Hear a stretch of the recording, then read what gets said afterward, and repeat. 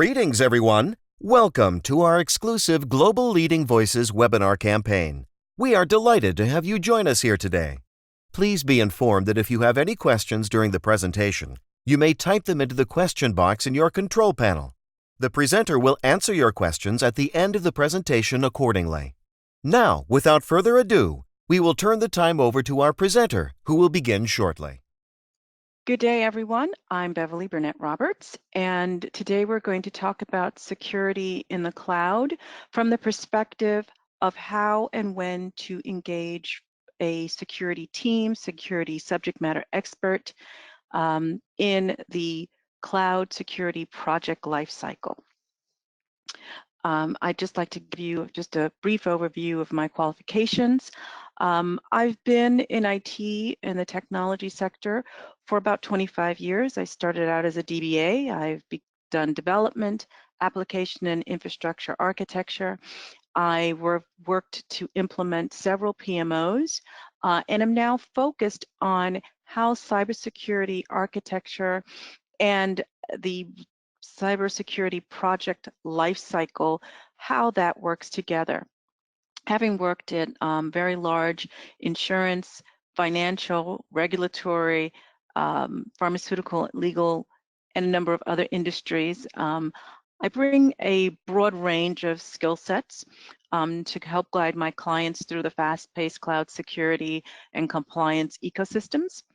I integrate both the PMI and agile methodologies to implement cutting-edge technology for IT, for cybersecurity, risk management, vulnerability management, and for gathering global compliance metrics.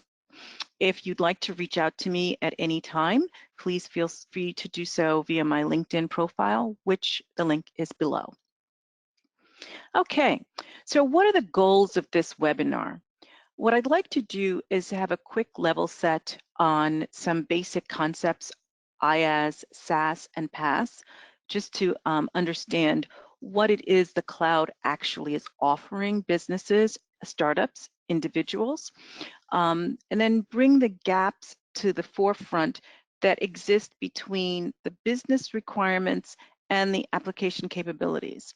Also, I'd like to really start to focus from that point on when a security team, subject matter expert should be engaged in the project lifecycle for the cloud experience.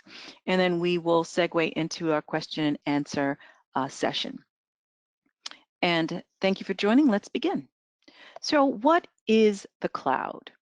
The cloud is a hosted infrastructure, hosted platforms, and services dealing with software. They can be public so that anyone can enter. They can be private so that only a select few can enter with the right permissioning.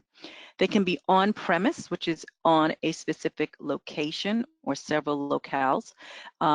They can be assets that can be moved to a fully hosted environment, which means you own the content, you own the applications, but it is hosted for you by a hosting partner, and it is not on premise within your physical location for any particular business. It could be hybrid, which means it can be a combination of on-premise and in the cloud.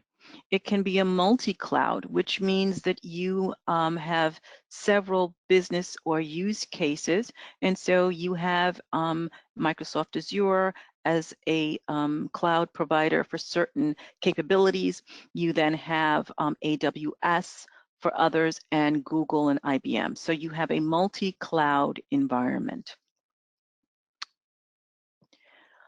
What has brought us to this point? Again, we're level setting our discussion.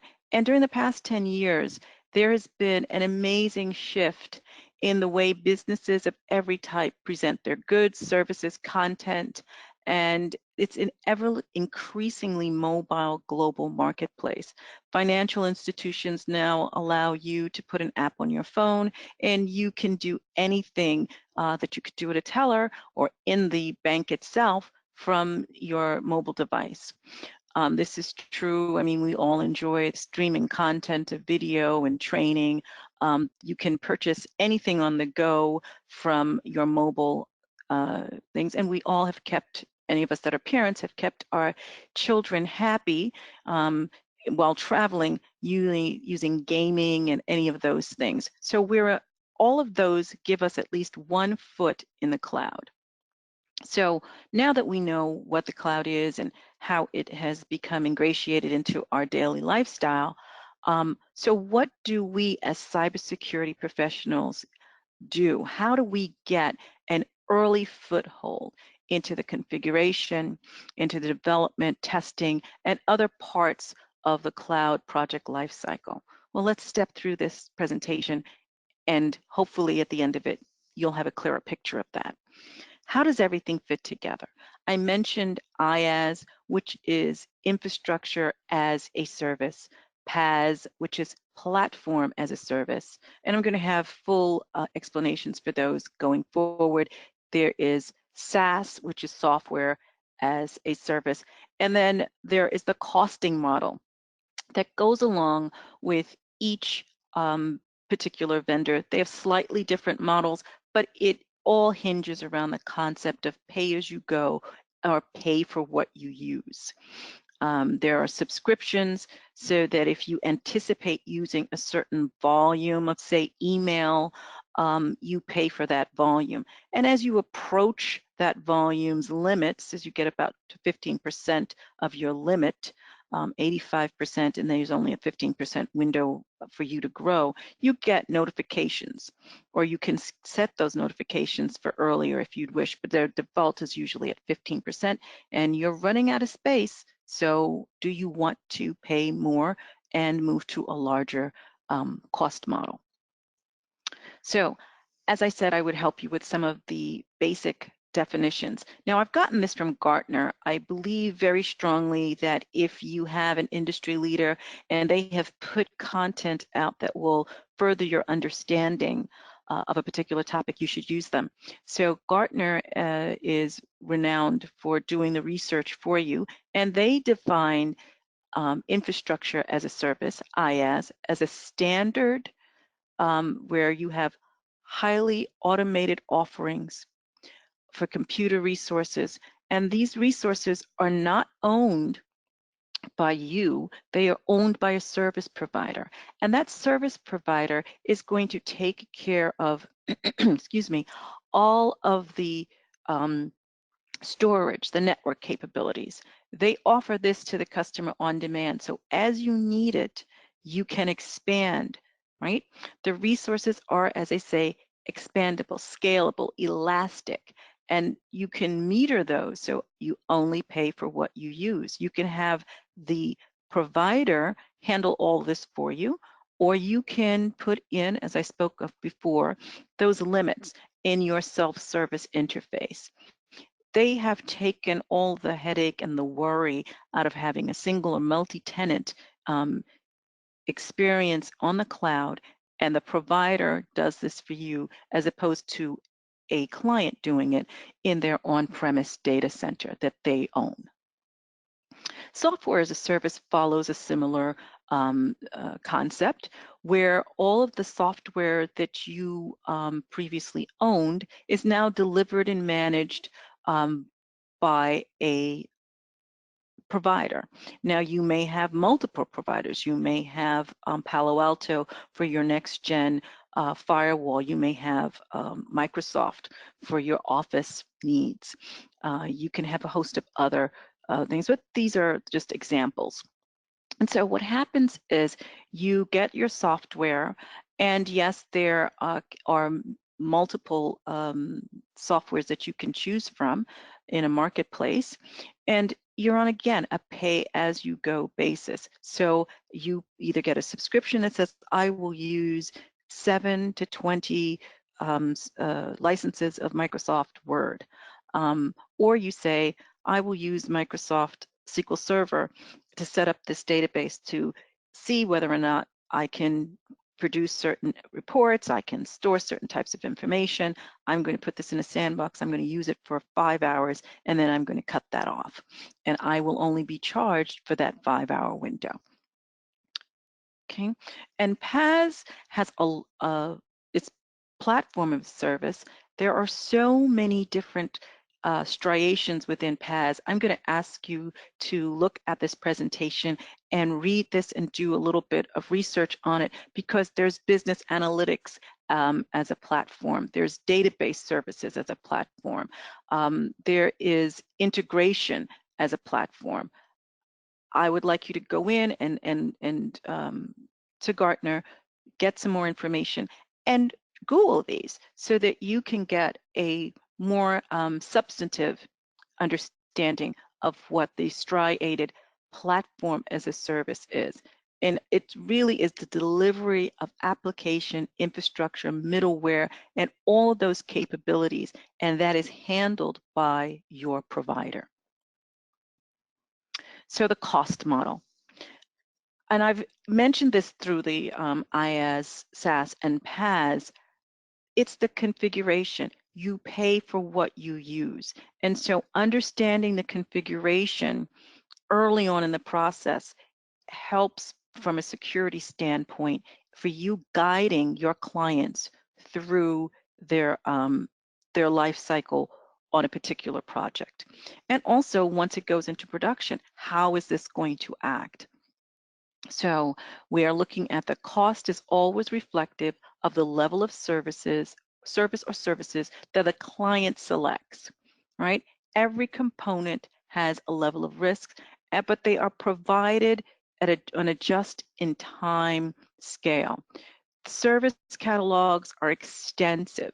Whether you're looking at any of the providers, they have an ever-increasing number of services and options for you to choose. So even if you went in and you say, I want SQL Server, there could be 20 or more versions or types of SQL Server that you can choose from from a given provider. So it removes, the SaaS and PaaS remove the responsibility of the owner, of the client, to maintain and upgrade and patch software solutions. So where do we start? Let's get to that. Professional services, I would like to encourage people to rely on the Palo Altos of the world, rely on the Microsoft implementers, rely on Amazon implementers, at least at the beginning, to help you with your architecture to make sure that you have this right, and to make sure that you are aware of upcoming options that may remove the need for you to do workarounds, that may even encourage you to postpone certain portions of the project until that functionality comes online, and it makes it a lot easier for you to work within the cloud space. So the next thing we also want to do is training, internal training. There are so many lunch and learn options. There are so many videos and YouTube that are out there from the actual providers. So Microsoft, Amazon, IBM, Google, they all have a vested interest in educating you. Take advantage of that free training and then bring some more training in-house to make sure that your team is ready and can handle situations, and most importantly, that they know when they're out of their depth and they need to ask for help. Encourage that. It will save the organization countless dollars if you have a miscommunication or misunderstanding of how to configure particular systems. So when do we get involved? When do you call cybersecurity? Let's talk early, let's talk often. Cybersecurity has been relegated to the back office, to almost being draconian and IRS-like. No offense to anyone who is here from the IRS. People seem to be afraid of us because we come in and we look over and your requirements, we look over our glasses, I look over my glasses, and we say, so sorry, you can't go live. Well, why did that happen? What's the anatomy of that? How do we take that apart?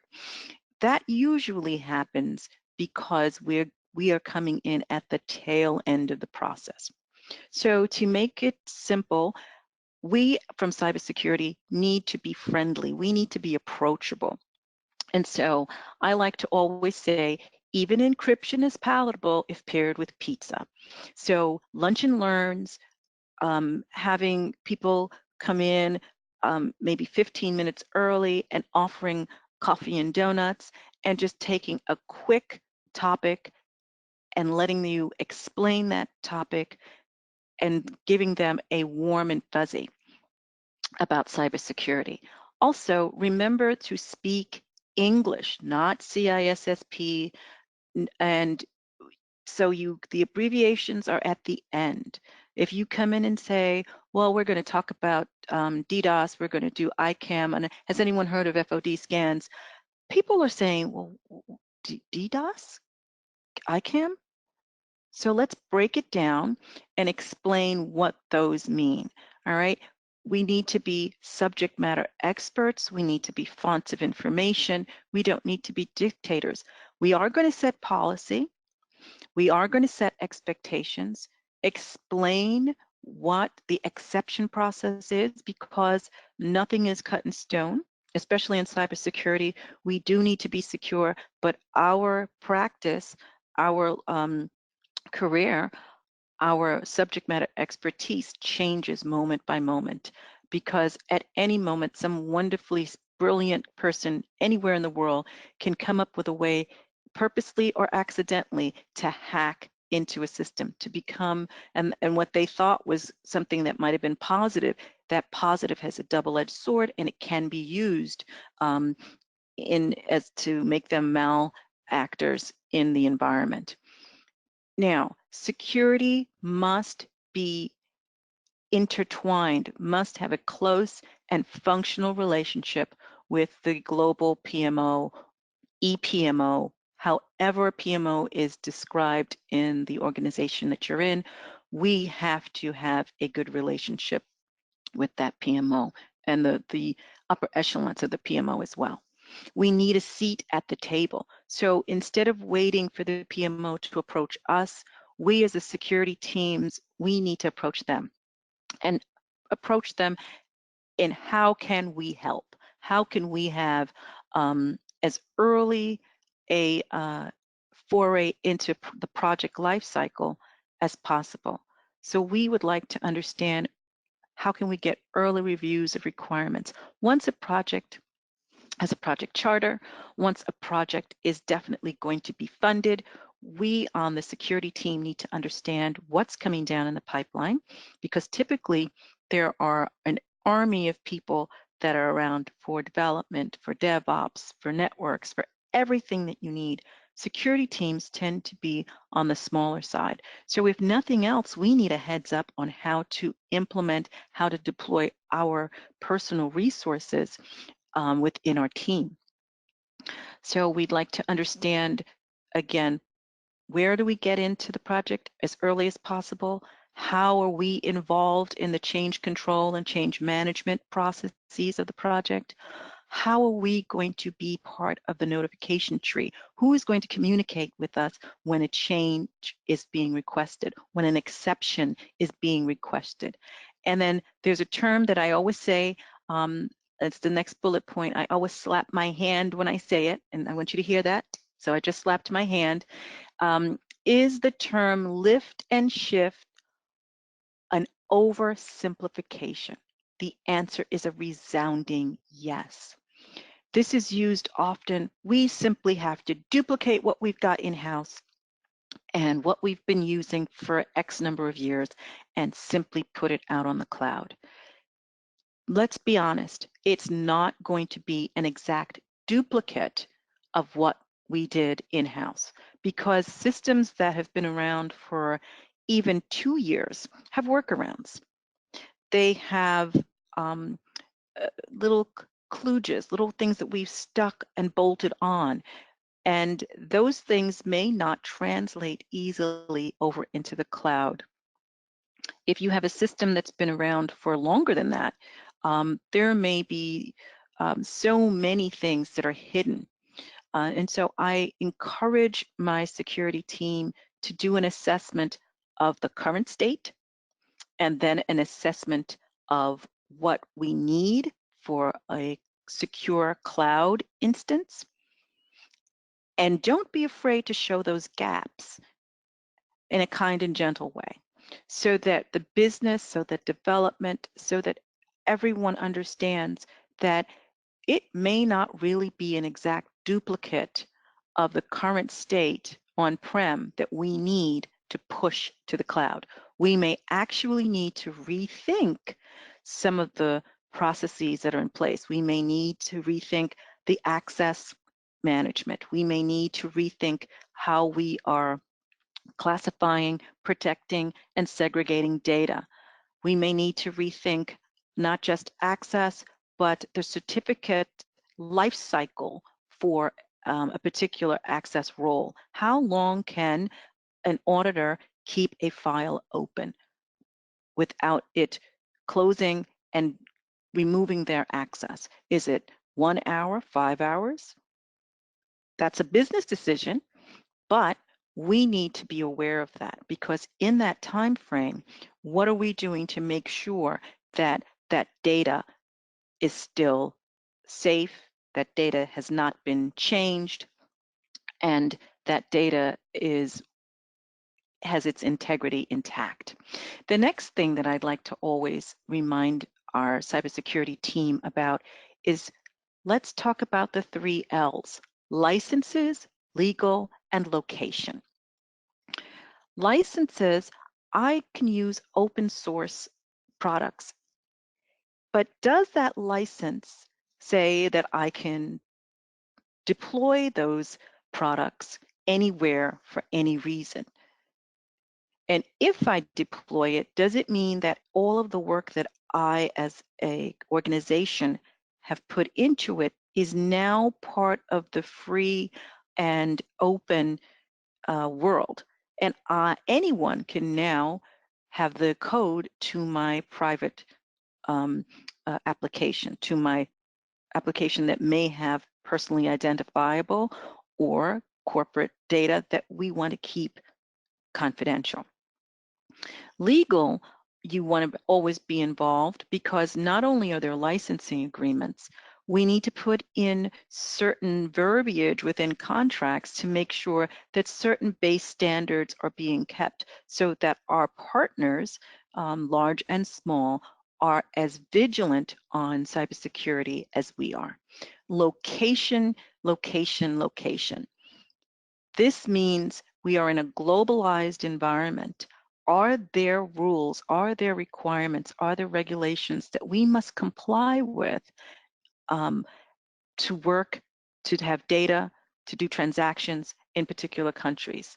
And so these are all things that change as the legal system and laws change in a particular environment. We have Brexit happening in the UK. What happens? Are there any implications for what we need to do from a cybersecurity perspective? Excuse me. And so the 3 L's are something that you really need to look into. Defining the security model engagement. Now, is this something that's new to your organization? Is there an already established engagement model for cybersecurity? If there isn't, again, please feel free to reach out to me. I would love to help you with this. You have to get an engagement model, and that engagement model has to go through IT cybersecurity management and the business so that they are on board, so that they understand. And once we have that sort of meeting of the minds, it has to then be evangelized constantly. This is how cybersecurity works. These are the timelines. These are the documentation that we'll require. All of those things need to be on a corporate intranet or SharePoint site so that all of the documentation, the templates are available to our clients, and they can go and study and ask questions on what they need to know.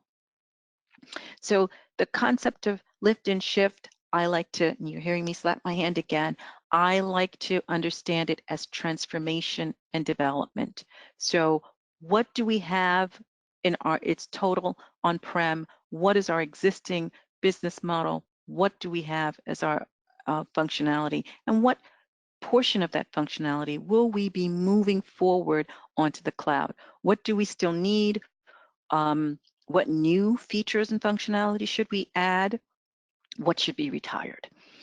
And you always have to remember that just because it worked on-prem, we really should insist, especially from a cybersecurity standpoint, that past bad habits not be pushed forward into a new design, and that we need to understand how to get the right level of functionality and the right technical design, the right requirements in, so that we're not just pushing garbage in, garbage out. Okay. To this end, I want to then slow it down a little bit, and I want to say, does it mean that you can't interact between private, public clouds, hybrid clouds, multi-clouds? How do we do all of these things? We could have webinars on each of these topics. The best way to implement and interact with a private cloud, public cloud. Should you have hybrid? What should be kept on premise? How do you share data in a multi-cloud environment? We could talk about single tenants and multi-tenants. I'm going to ask you to take some time and do a little bit of research on this. Hopefully, I will be coming to you later on with some other webinars that delve into these more technically. But from right now, I think the most important things that I want you to remember is that you have to implement some certain things. Identity management. You've got to understand how your data is being gathered, how the data is being consumed, how to segregate, classify, and protect data. We've got to really understand monitoring. What do I need to monitor? And in monitoring, how am I collecting that information? Is it going to a log? Is that log being analyzed? Who and how often is it being reviewed? Are there cues in place so that we can identify patterns, patterns that we want to see, patterns that tell us our usage is going up, patterns that tell us that there are bad actors, that we're seeing this happen on a regular basis, and we're not understanding why, and how do we delve into that? Or patterns that are telling us we are currently under attack, we need to go into defensive modes and stop this bad actor from getting any further into our organization's data or systems. And I'm going to go to our next slide and talk about security, dev or development, and testing. So we are partners from concept to production. Cybersecurity has a life cycle, and that life cycle starts with the configuration and the support of it. What version is the dev team using? Are they aware that there are 25 outstanding vulnerabilities with that particular version? Are they aware that perhaps they are 4 to 6 versions back, and our particular provider is only supporting 3 to 4 versions back? Are they implementing regular and automated scans of their code? And if that's being done, are those scans being reviewed? Are the vulnerabilities that are being put out by a Fortify on Demand like application, FOD for short, are they being vetted?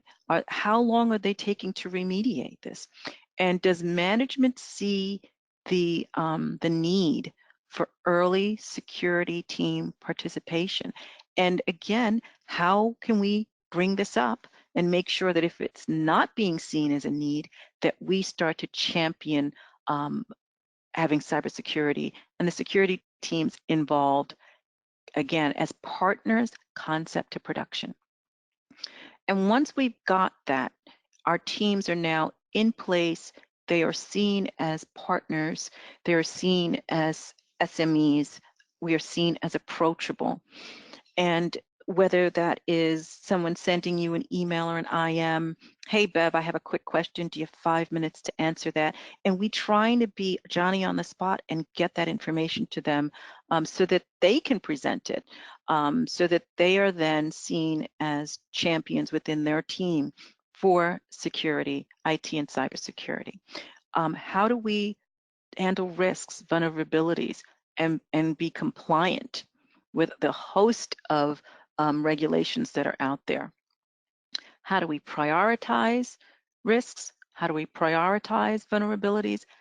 Our analysis process, and then we also have to apply a cost to the remediation process that is necessary. It could simply be that this can be remediated by going from just a software as a service to going as software as a service and platform as a service. All right, so, and shifting our responsibility, our risk to the hosting provider.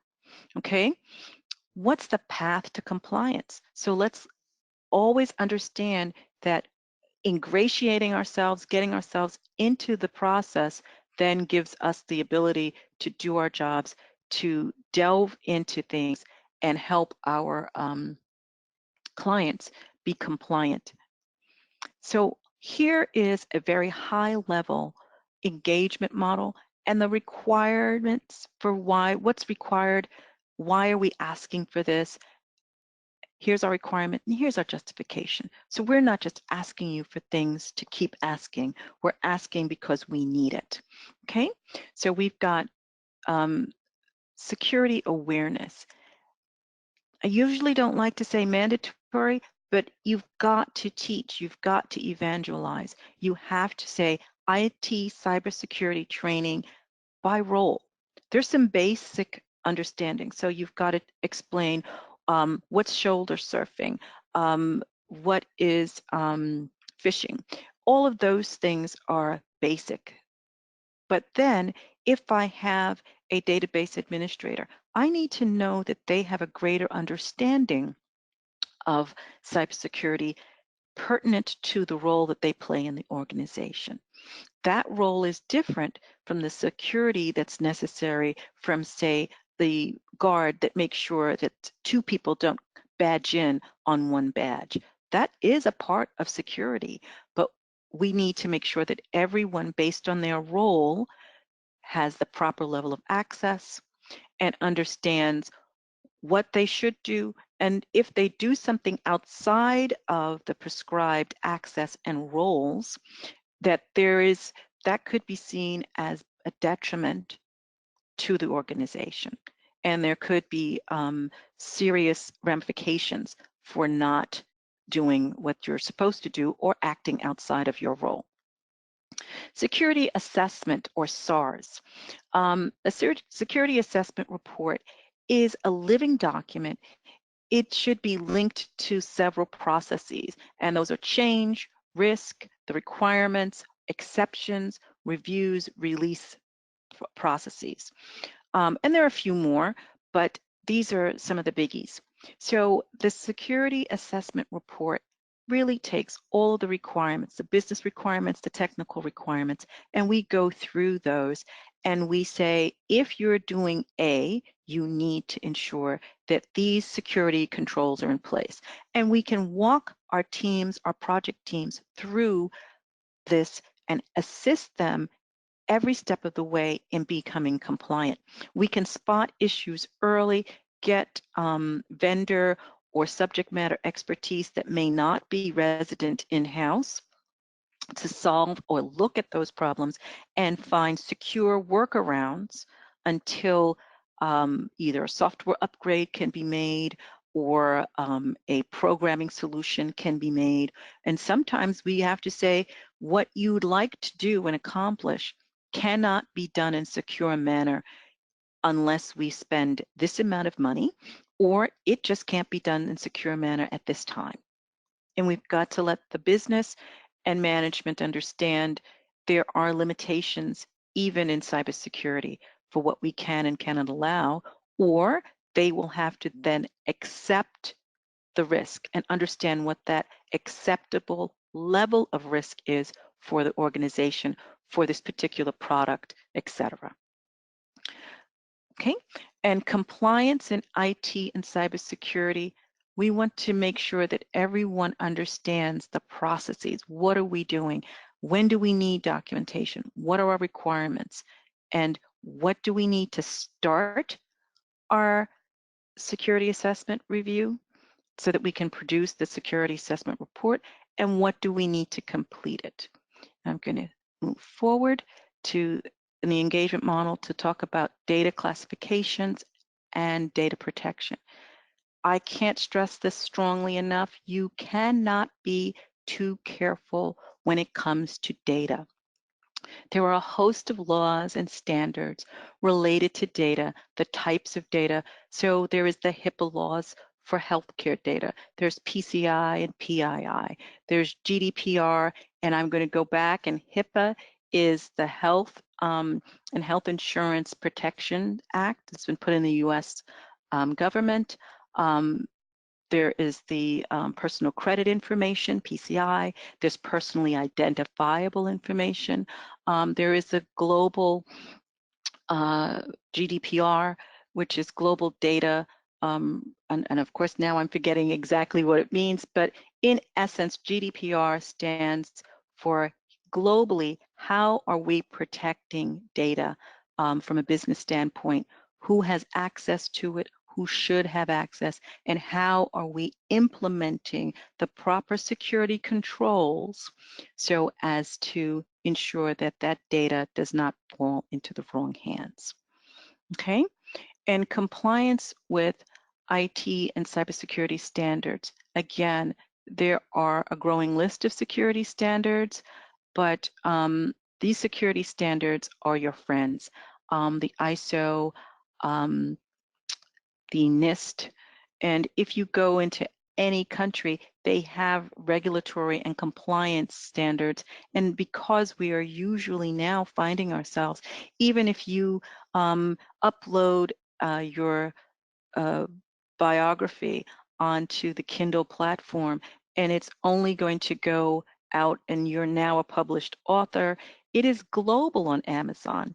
So do you want to have your information hacked? Do you want your copyrights infringed upon? All of these things you have to think of. Anything that you're producing, it can go global, and therefore as you push into a global market, you need to understand the regulatory and compliance issues that you may face in a global marketplace. Monitoring and automation. These are very important. It is key that the cybersecurity team have a sandbox that they can go and test that is separate from the development team, separate from QA, separate from a pre-prod environment, where we can put in monitoring, logging, alert generation, analysis, so that we can see that if you want to do high availability for this type of data, if you're doing high availability in 4 or 5 regions, is there a modicum of change in the speed on the system? Is it a large amount of degradation, so that we need to understand exactly how to do this so that we are not slowing down the business process? We also need to look at what is due, why are we asking for it, and constantly say there is a deliverable X, there's a timeline for that deliverable, and not getting that deliverable within this timeline will materially affect your ability to go live, to go into production, or to release this change. And with that said, we want to understand, again, why am I asking for this? We are in cybersecurity sometimes seen as the development team has done all the work. We are going to implement this today, and we throw this over the fence, and IT security throws it back over and says, no, you can't do this. But if we go in early, we can remove that false conception that we do not have value. We are simply delayers in the process. I want to also talk about authorization to operate, an ATO. This comes from the DoD's playbook, and frankly, this really works. Telling people that I'm going to do an assessment is one thing, but saying that assessment, when it is completed and approved, will give you an authorization to operate, an authorization to implement your cloud solution. And that authorization comes with a valid period. So I can operate with knowing that I have these known exceptions or these known vulnerabilities for the next 3 months, because Amazon, Microsoft, IBM, Palo Alto, Cisco will not have a solution in place for the next 3 months. And so we are operating knowing that the solution is coming within 3 months. We have a system that we believe is good and in place for 6 months or 12 months. If you see, I have the 18-month highlighted in yellow. I am not happy if we go to 18 months or beyond 18 months for an ATO. Things are changing in our environment entirely too rapidly to have anything 18 months or over. That's really at the upper limit of what should be allowed for an ATO. So where do we go next? Cybersecurity is the best field for the curious, for the pragmatic person who wants to solve problems, research, and be a subject matter expert. It is a great time to be in security and cybersecurity, as there are so many problems that we can solve, so many questions that we can research and answer. We should be kept busy for the foreseeable future, which is a wonderful thing. The cloud technology in all of its current forms is morphing into a standard that we're going to enjoy for some time to come. If any of you'd seen the movie Hidden Figures, they showed you the core of women who were behind the scenes helping NASA to put the first man on the moon, or to go into orbit in the 1960s space race. IBM had this cutting edge technology, which we now consider a dinosaur, but that became the standard. And then we moved forward onto from mainframes into client server into what we have now, a wonderful cloud environment. We have great mobile applications. And so I'd like to make sure that I instill a little bit of curiosity in you and a little bit of pragmatism. Go and research. If you have any questions, we're going to open it up now to the question and answer session.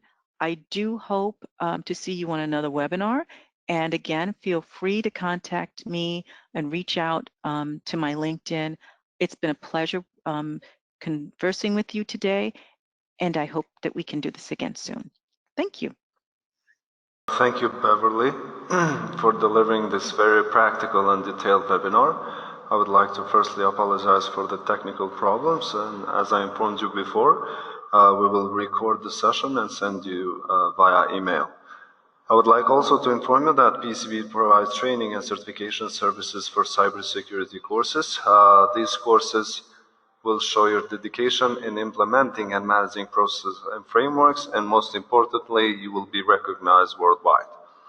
Now, we'll go ahead and take some time to answer some of the questions from the attendees regarding today's topic. The first question is, do you have to have a formal and written information security policies for your cloud? The answer to that is yes.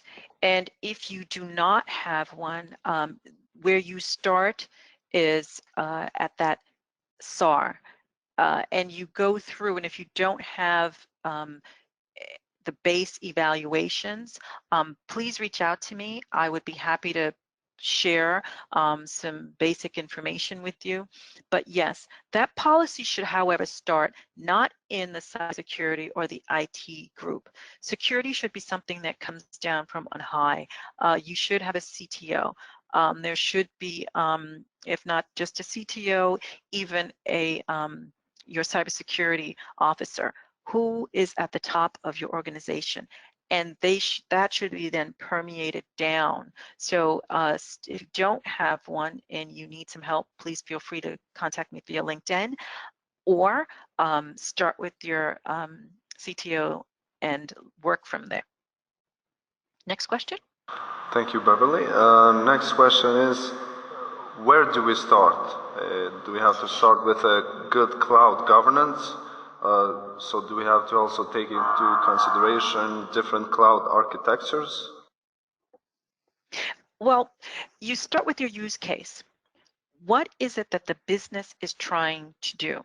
Are you simply doing what I'm going to actually slap my own hand for saying, lift and shift, whereas I have an existing application, I have an existing product, I have existing content, and I'm simply going to push that content with minimal changes into the cloud? Or am I recognizing that I have a good system, but I can make it a better system, I can make it more secure, I can have more features and functionality, and so I need to have changes. So what's your use case? What are your requirements? And if you start there, you can then look into, like Microsoft Azure, you can understand, is this something that needs to be high availability? Do I need to make sure that I have certificates that age out at a particular time? All of those things can be discussed once you've got requirements and use case. Next question. Thank you. Because of the time limitation, I will conclude the session with this last question. So, how do I make sure that my data can't be accessed by other customers? Well, if the data needs to be classified, first of all. Then you need to understand where you're placing this data. Remember, just because the end result is on the cloud, it doesn't mean everything has to be on the cloud. You can keep your data on-prem. You can segregate data onto subnets. You can use all types of clustering. There are a wonderful arrangement of that you can do to protect your data. And then on top of that, you can have data based on classification only accessible by role. So if I am the CEO, I may want to be able to see everything. But if I am a analyst only for the audit group, I shouldn't be able to go into HR and see information. So if you start with what type of data, what's the data classification, who is authorized to use it by role, and in that role, what can you do? See, change, delete. What can you, how can you affect that data? That can help. Thank you, Beverly, again for this informative session. And I would like to thank everyone today for their patience and for their understanding for the technical problems that we endured. Please be informed that this session will be recorded, and also we will record another session so we have a clear understanding of the topic, and we will share it with you in your email. For more information about our webinars as well as our upcoming webinars and the PCB Insights Conference, please visit our website, www.becb.com. Thank you all once again, and have a great day.